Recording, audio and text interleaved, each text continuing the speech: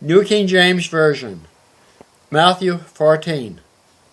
At that time Herod, the ruler, heard the report about Jesus, and said to his servants, "This is John the Baptist.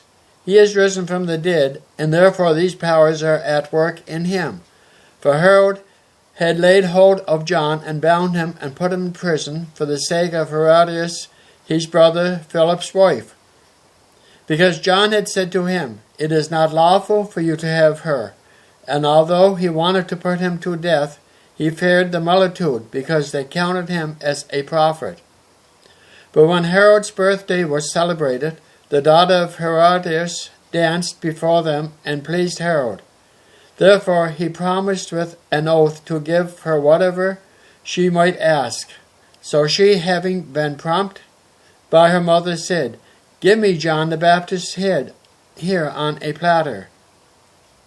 And the king was sorry, nevertheless, because of the oaths and because of those who sat with him, he commanded it to be given her.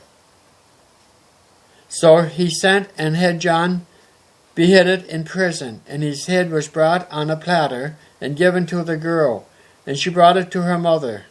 Then his disciples came and took away the body and buried it, and went and told Jesus. When Jesus heard it, he departed from there by boat to a deserted place by himself. But when the multitudes heard it, they followed him on foot from the cities. And when Jesus went out, he saw a great multitude, and he was moved with compassion for them, and healed their sick. When it was evening, his disciples came to him, saying, "This is a deserted place, and the hour is already late. Send the multitudes away, that they may go into the villages and buy themselves food." But Jesus said to them, "They do not need to go away. You give them something to eat." And they said to him, "We have here only 5 loaves and 2 fish. He said, "Bring them here to me." Then he commanded the multitudes to sit down on the grass, and he took the 5 loaves and the 2 fishes, and looking up to heaven, he blessed and broke and gave the loaves to the disciples, and the disciples gave to the multitudes. So they all ate and were filled, and they took up 12 baskets full of the fragments that remained. Now those who had eaten were about 5,000 men, besides women and children.